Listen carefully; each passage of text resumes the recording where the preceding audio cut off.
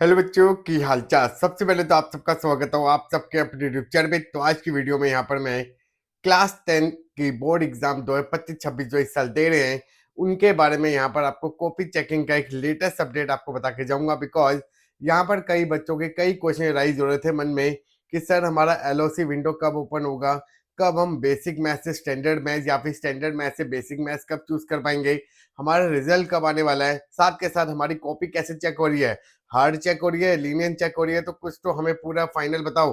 तो आज की वीडियो में यहाँ पर मैं आपको पूरी जो आपके मन में क्वेरी चल रही है वो सारी क्लियर करके जाऊंगा।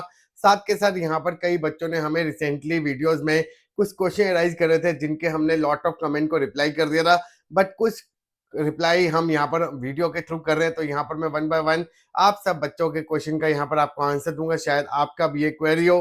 तो यहाँ पर जो एक पहले बच्चे ने क्वेश्चन पूछा है कि सर हमें कितने परसेंटेज पर मिलेगी साइंस दिल्ली के गवर्नमेंट स्कूल में, प्लीज बता दो।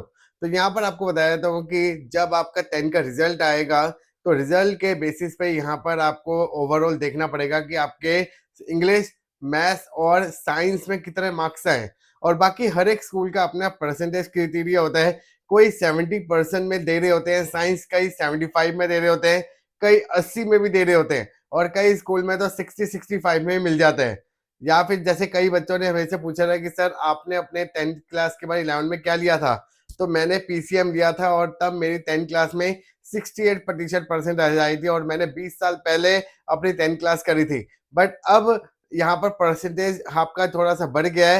हर स्कूल का अपना एक क्राइटेरिया होता है जिस करके आप अपने स्कूल में पता करना है कि आपके लास्ट ईयर जो 11 में थे उनको कितने परसेंटेज पर साइंस मिल गई थी। एक सेकंड बच्चे का क्वेश्चन था कि सर अगर हम फर्स्ट अटेम्प्ट में पीसीएम के लिए एलिजिबल नहीं होते और अगर मैं सेकंड अटेम्प्ट में अगर इम्प्रूवमेंट देता हूं तो पीसीएम मुझे मिल जाएगी, और प्रोविजनल एडमिशन के बारे में बताएं। जब आपका पहले बोर्ड का रिजल्ट आएगा, अगर बाई चांस अगर उसमें कम मार्क्स आते हैं और जितना आपके स्कूल वाला मांग रहे हैं परसेंटेज उतना आपको नहीं मिलता, तो देन आपके स्कूल वाला क्या करेगा, एक लेटर आपसे साइन करवाएगा और वो देखेगा कि अगर आपके सेकंड बोर्ड एग्जाम में अच्छे मार्क्स आ गए तो देन तो आपको साइंस कंटिन्यू हो जाएगी, अदरवाइज आपको दोबारा या फिर कॉमर्स या फिर आर्ट्स में दोबारा आपको कन्वर्ट कर दिया जाएगा अगर आपके सेकंड बोर्ड एग्जाम में कम मार्क्स आते हैं। बाकी प्रोविजनल रिजल्ट आपका पहले वाला रिजल्ट के बेसिस पे आपको एडमिशन तो मिल जाएगा, बट जोन सी आपको सिलेक्शन चाहिए वो आपका एक टर्मिनेशन लेटर आपसे लिखवाया जाएगा जिसके बेसिस पे आपको 1-2 महीने के लिए आप वो सब्जेक्ट को पढ़ोगे। बाकी अगर आपका रिजल्ट बेटर रहा तो देन आपको कंटिन्यू रखेंगे। थर्ड बच्चे का क्वेश्चन था कि sir for PCM maximum marks कितने चाहिए। यहाँ पर मैं आप सब बच्चों को ही बोलूंगा कि अगर आपको पीसीएम चाहिए अपने 11 क्लास में तो आपके साइंस में, मैथ्स में और इंग्लिश में इसमें आपके 85 या फिर 80 अबव होने चाहिए ओवरऑल, देन आपको 101% आपको साइंस मिल जाएगी। कॉमर्स के लिए मैथ स्टैंडर्ड रहना जरूरी है? जरूरी नहीं है, बिकॉज अगर आप 11 क्लास में देखोगे तो आपको दो तरह के मैथ दिखेंगे, एक आपका अप्लाइड मैथ और एक आपका core math. Core math basically आपका साइंस वालों के लिए होता है जो स्टैंडर्ड वाले मैथ्स लेते हैं। बट अगर आपने स्टैंडर्ड मैथ्स ले रखी है और अगर आप कॉमर्स में आपके पास चॉइस है कि अगर आपको कोर मैथ चाहिए या फिर अप्लाइड मैथ चाहिए, वो आपके ऊपर निर्भर करता है। अब बच्चा बोलेगा सर दोनों में क्या डिफरेंस होता है। कोर मैथ में सारे जो 1-2 चैप्टर होंगे वो आपके साइंस से रिलेटेड होंगे, और जो आपका अप्लाइड मैथ है उसमें 3-4 चैप्टर आपके फाइनेंशियल से रिलेटेड होंगे जो कॉमर्स वाला अक्सर यूज करता है। बट 99% हर एक स्कूल में कोर मैथ चल रही होती है, अप्लाइड मैथ कोई लेता ही नहीं है। तो इस करके आप अपना कोर मैथ पे ही फोकस करना। एक बच्चे का डाउट था कि सर अगर marks and total percentage will be declare on the same day या फिर मार्क्स आपका डिक्लेयर अर्ली हो जाएगा और आपकी परसेंटेज बाद में आएगी। तो यहाँ पर आपको बताया था कि जब आपका रिजल्ट शो होगा तो वहां पर परसेंटेज नहीं लिखी होती, वहां पर आपके मार्क्स लिखे होंगे और उसके रिस्पेक्ट में आपके ग्रेड लिखे होंगे। यहाँ पर परसेंटेज नहीं बताई जाती। बाकी कई बच्चे मुझसे पूछ रहे थे कि सर आपने बोला था कि एलओसी विंडो पहले भी खुलेगी, रिजल्ट आपका जो पहला एग्जाम होगा अपना बोर्ड एग्जाम और जब आपका रिजल्ट आएगा उसके बाद भी खुलेगी, क्या दोनों में सेम फीस ली जाएगी या फिर थोड़ा सा चेंजेस होगा। तो यहाँ पर मैंने आपको पहले बताया था कि जब आपका पहला बोर्ड एग्जाम खत्म होगा तो देन उसके बाद आपकी एलओसी विंडो आपकी ओपन की जाएगी। जो बच्चे सेकंड इंप्रूवमेंट देना चाहते हैं बिना पहले रिजल्ट देखे तो देन उसकी फीस ली जाएगी। बट अगर देखा जाए तो उसकी फीस थोड़ी सी कम होगी जब आपका पहले रिजल्ट आपका डिक्लेयर हो जाएगा और देन 3 एग्जाम के लिए बच्चा इंप्रूवमेंट के लिए दोबारा फिलअप करेगा। उसकी थोड़ी बहुत ज्यादा हो सकती है 200-300 रुपए, पर ये नहीं कह सकते कि 1000-2000 ज्यादा होगी। 200-300 रुपए थोड़ा सा ज्यादा अमाउंट होगा।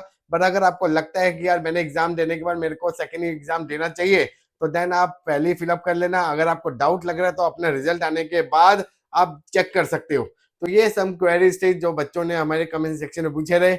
बाकी यहाँ पर आपको बताया था कि जो आपकी मैथ्स की जो कॉपी चेकिंग है वो ना ही लीनियन चेक हो रही है, ना ही वो हार्ड चेक हो रही है, मतलब कि ना ही हार्ड चेक हो रही है, ना ही लीनियन चेक हो रही है। अब बच्चा बोलेगा सर लीनियन नहीं हो रही तो मतलब कैसे हो रही है? तो यहाँ पर आपको बताया था कि जो इस बार सीबीएसई है वो अपना स्टेप मार्किंग इवेल्युएशन के हिसाब से आपकी कॉपी चेक कर रहा है।